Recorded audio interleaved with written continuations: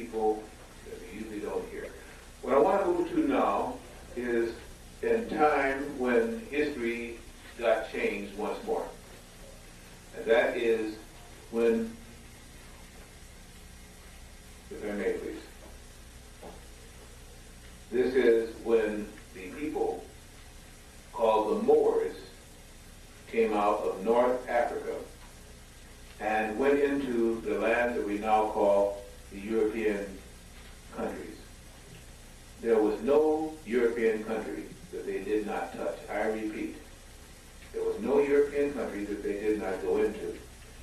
The Moors, when they came out and invaded these portions of Europe, came out as both a peaceful and an army people. Let me explain that. There is a story about, is this the face that's launched 1,000 ships? And it is said to be of Helen of Troy. And it is stated that Paris, the young prince, takes an armada of people to bring her back because of her beauty and his love for her, and because of their love for the young Paris, these people followed him like mad. Well, that is a lot of mythology. What isn't a mythology has become worse than a mythology. It's not even a fairy tale. It's a forgotten page that turned about the history of Europe and the history of Africa. It is when a black princess that lived between the lands there of Morocco and of Libya was kidnapped by a German Teutonic captain, and armadas of men came in search of her, which led finally to an invasion by a very large army of mixed African peoples called the Moors. They were called the Moors because they came from Morocco in the name. The Moors of Morocco. The story of this kidnapped princess is one that has gotten buried in the annals of recent time, but was a story told ably in the 14th, 15th century, and was repeated into the 18th century, but then got lost. The Moors invaded most of Europe in 700 AD. The exact date they give is 705 to 706 AD.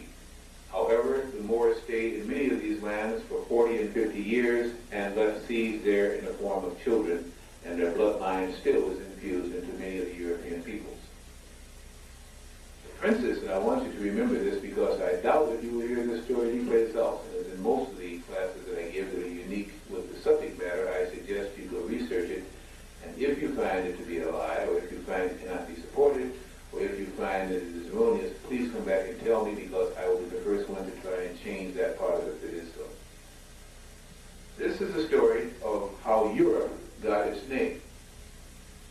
How Europe got its name. This princess that was kidnapped was a princess, again,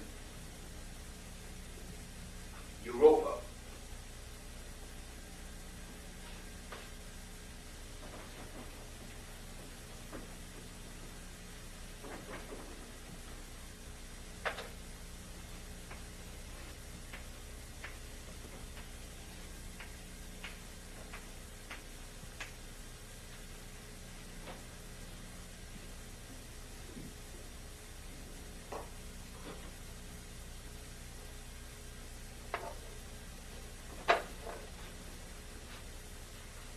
Because of the love for Europa, and because of the wisdom and beauty of Europa, an entire so-called continent was named.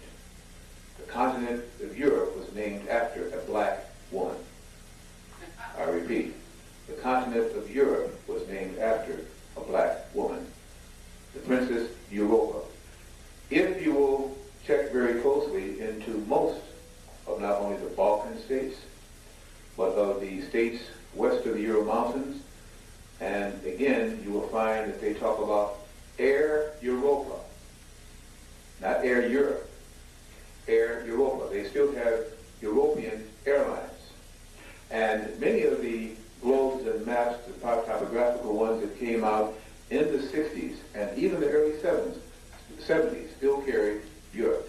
And in fact, there was a time span when they superimposed the two letters This went on for about 3 years, and then finally they dropped the A. You will sometimes see it written like this.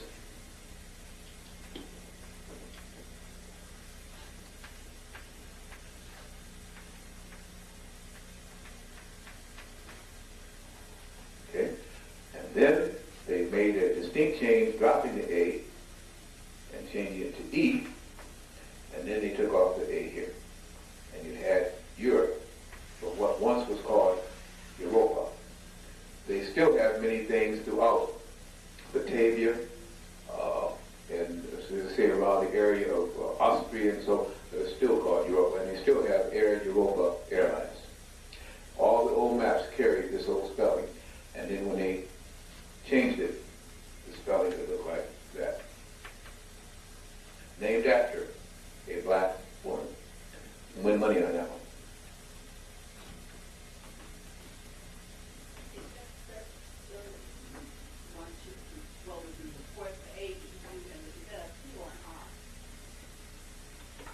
Not sure. Let me go over again.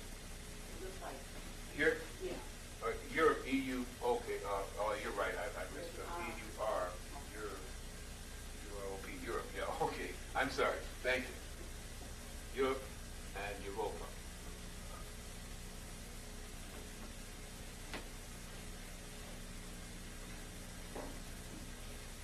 With the invasion of many of the areas of Europe, it was a strange invasion. There was some fighting, but it didn't last very long, and it was not because the people being invaded could not have put up a better fight. The Moroccan people that came there had so much more than these people in the form of gold, in the form of the way they dressed, in the form of knowledge. The science of algebra was brought into Europe by the Moors. The great cities of Cordoba and Granada were built in Portugal and Spain by them. The castles of Undar that were in Lalibela that are found in Egypt were duplicated in much of the Moorish waste. And in fact, Europe is still draining the so-called Moors of Scotland. These waste areas where there's quicksand and so on like this were named because of their dark areas and because these people came ashore on these lands. They're called the Moors, man. There are many other things that were done which is easily traceable. Let's do it like this. Forgive me.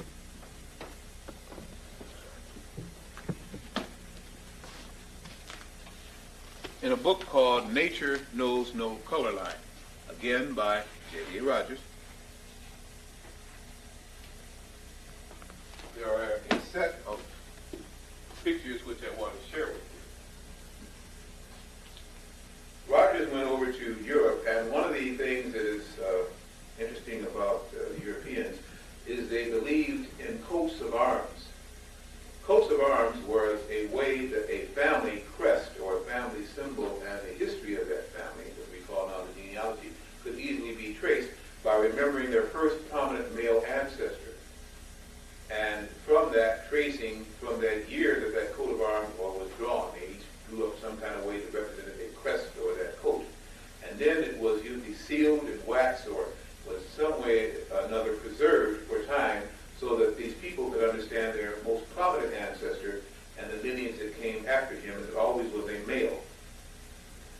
The Moors from Moor, North Africa, when they came into these lands, because they brought with them a higher culture and way of life, usually were fairly assimilated, and people wanted to be with the Moors.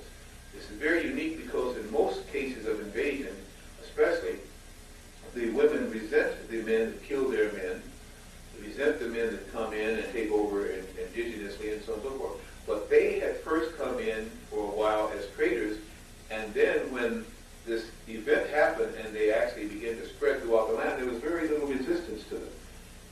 And it's unique, but a true part of history. They come in again about 707, 705, 709, and they continue to go. They usually say 705 and 706, but through that period of time. And they pretty much dominated and took over the governments of these people, or so influenced the education of it that it influenced once the government has done it. And they adapted the ways of the Moors. They were so enamored of these Moors that they changed whatever their family names were at this time to that showed that they had been influenced by the Moors. And their firstborn from that time on, they were happy to draw and show was of Moorish blood, which meant that then they had the possibility supposedly of being royal, esteemed, educated, intelligent, whatever it would be traced to what was called the symbology of the Moors. These coats of arms then bear the title of their first Moorish representative in the various lands. So, if you were Italian, and in Italy again, the name for black was, or dark was like negron, not negro, negron, which is like N-E-G-R-O-N. Negron was a form of way of saying black. So, and men were sometimes double consonants referred to some way or another a land of darkness or a place where dark pigment people came. So if your name was Negrona, Negroni, Saraceno, Pelongro, Pelogrona, Pellegrini, what are some of the words that they used there? Well, anything along this line, it meant that you had black ancestry or black blood from the line of the Moors. And they usually showed on the coats of arms the first Moor that produced seed in their family. And this was then shown on these coats of arms as their ancestor. If you were German, and I love to pick Germans because of the Hitler influence, where most people think of Aryan supremacy, and therefore through Adolf Hitler they think of blonde hair and blue eyes. Well, Aryan was not a race of people. There were no such things as Aryan or an Aryan race. Again, a misnomer. Aryan, that upper class. A Aryan supremacist, which is a double subject, is simply one who was an upper class of a person or of a neighborhood or of a people. These were the Aryans. Never was Aryan supposed to be a race looking blonde with blue eyes. It meant class, upper class of that hood, of that family, of that particular thing. And it is with the original, in fact, inhabitants of Hamburg, Germany, fled over the Netherlands and were dark-skinned Negroid people. The original Hamburgians were dark-skinned Negroid people. I didn't say African people because, as we will also see, that many of the people, and as we talked about in our first classes, many of the people on earth that are dark-skinned did not originate in Africa in the main necessarily so. As this Negrito, as I told you about, was found everywhere. The word for dark in German, again, was Moor. And also, what's this other word? Schwarz. So if your name was either Moor, which is their way of saying Moor from Morocco, or Schwarz, which meant dark, or dark-hewn, or dark place, then this was their way of saying these dark peoples that had miscegenated into their line. So if your name was Moye, or Monispecher, or Moningstuch, or Schwarzman, or Schwarz, or Moninkompt, Strathmore, any of these kind of things, it simply meant a way of saying black, or dark-skinned. It meant that these Germans had black blood. And it's very interesting, one of the best built and strongest men in the world is Arnold Schwarzenegger. And he himself will tell you it means Schwarz, black plowman, that his ancestor somewhere was a black man. And that's very interesting too, if you look at some of his features, and he himself admits that's what his name is, black plowman. Many Germans, and I've known many, one I got very close to, had less prejudice taught to them than we in America had taught to us. They were taught that the first people on earth were black. This was from Kaiser Wilhelm on, from the First and Second Reichstag,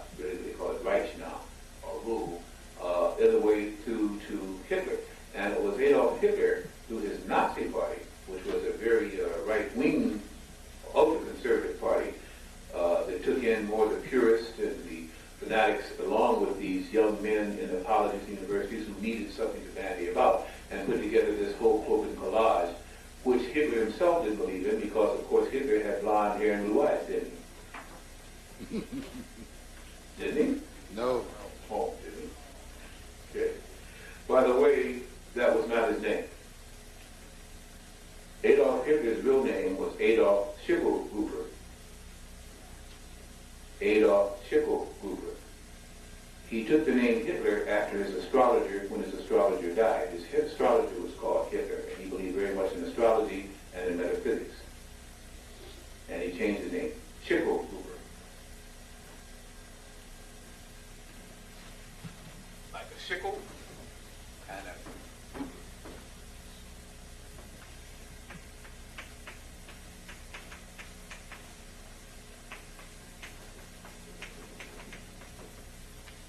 Which means really one who grabs for the sickle.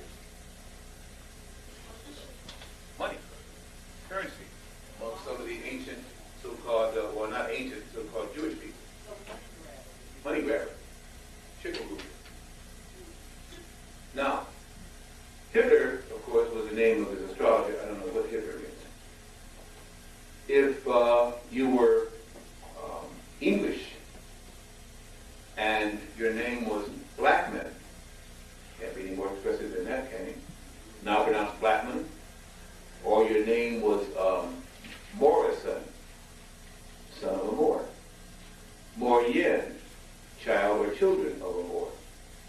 And on down the line. Many of the English names simply are based on the Moorish bloodline that went into England through the Moors. If you were French, and your name was Morier, Morion,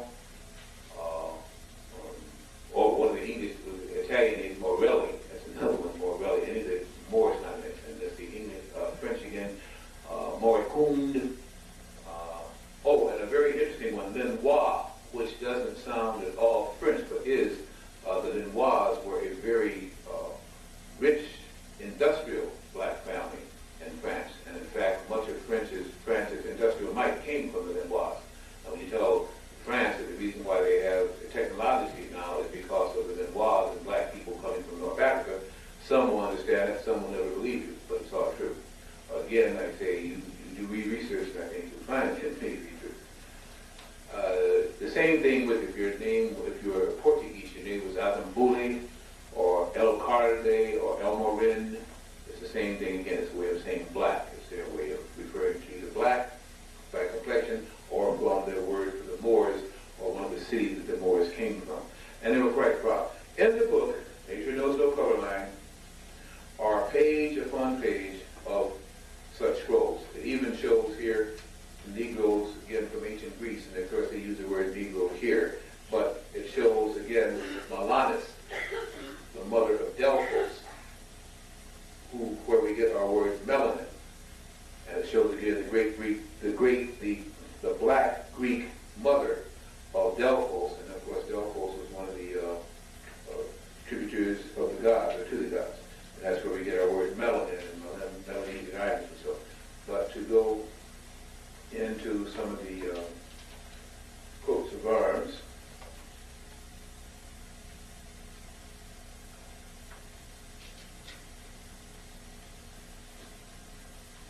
tell me I can't find this because I want it. Okay, here are some of them.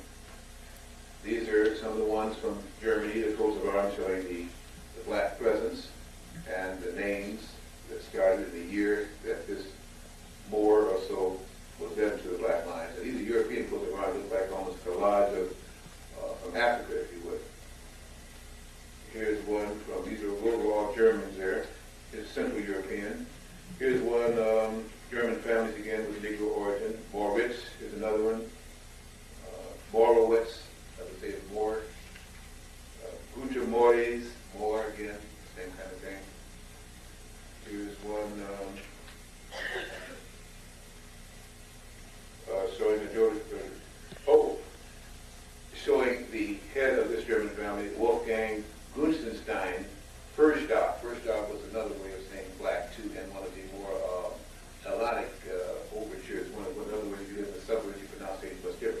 And this one has a cross, or what they call a mitre. This meant that he was a bishop. He was given the title of bishop, which meant, and a sword, which meant that he not only gave them spiritual values, but was a strong head of the family line that came from him. You can see all the lesser people that came after this particular one. Here is one that shows, again, German so-called Negroes. And one of the names here given is Della Scala. So if you are opera aficionados, per se, Della Scala, Nicodemus. Okay. So it's right here in the book. And when I say to people, if you just start reading just one writer, J. Rogers, you can get a wealth of knowledge. They still go off and they buy what everybody else tells them to buy, because for many of the so-called educated Negroes, I call them that, they want to give you the scholars that their clique tells you to read. When I say, let's give deference and respect to a person who starts it first. And this man's books are on file. His bibliography is on file, his footnotes on file, and he says better through pictures, but most of them take a long time to say in most of his books. So why not go to a source that is complete? I feel J. Rogers is a very complete writer, and I'm not taking away from another writer, but I say he's better because he gets the point across. If you can't read, you can look at the pictures. Okay? And again, that comes from his book, Nature Knows No Talk About.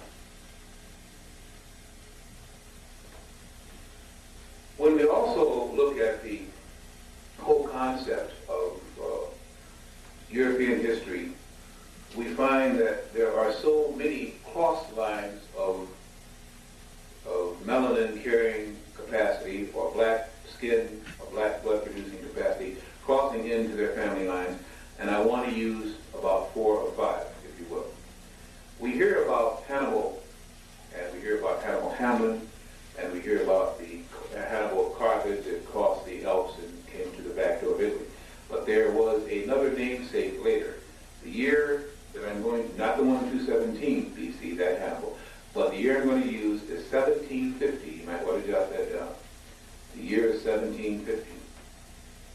And a Hannibal, again, called Abraham Hannibal, so you should be able to remember him easily, who was of African blood, or was of black blood, or a person carrying melanin, whichever you best choose, with a Negroid, served as a general in the army in Tsarist Russia, which merely meant, like you would say, the pharaohs of Egypt, which I have my confused about that term pharaoh now too, as I do more research.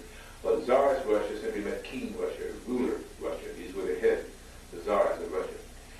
This particular Abraham Hannibal had a son through a German white or Caucasoid woman that he married.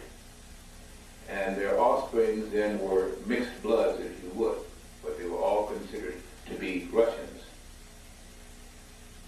Now, they had 5 sons. I'm not interested right now in the history of their sons. I'm interested in the one daughter that they had, who they named a very unique name, which therefore is easily traced. Her name was Nadija, or Nadija, Nadejda.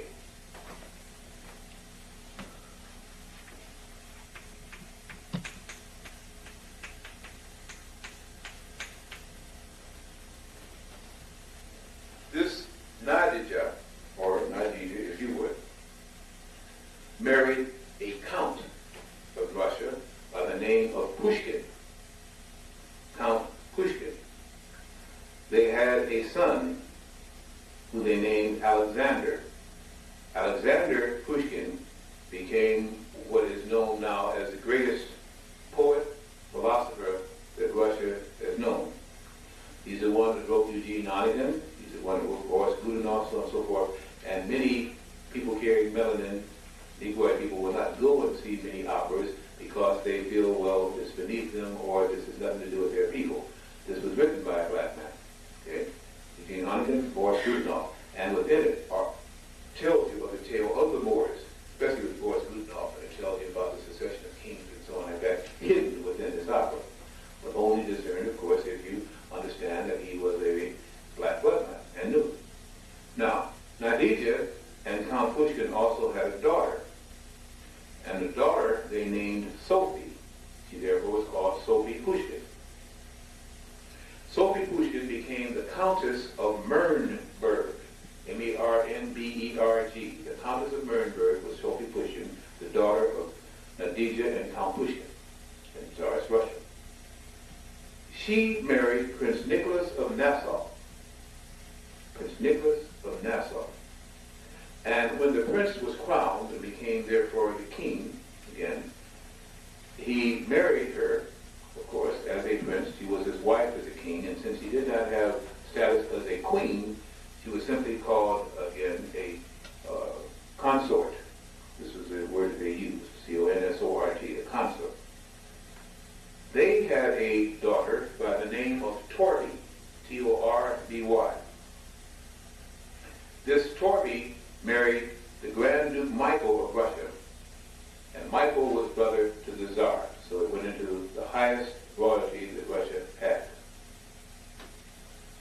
Michael and Torby had a daughter, and at the insistence of Torby, and they almost broke up their marriage with this because Michael definitely had a name for his daughter, which was not the name that Torby was insisting that her daughter be named, and since it was his daughter, they fell out about it.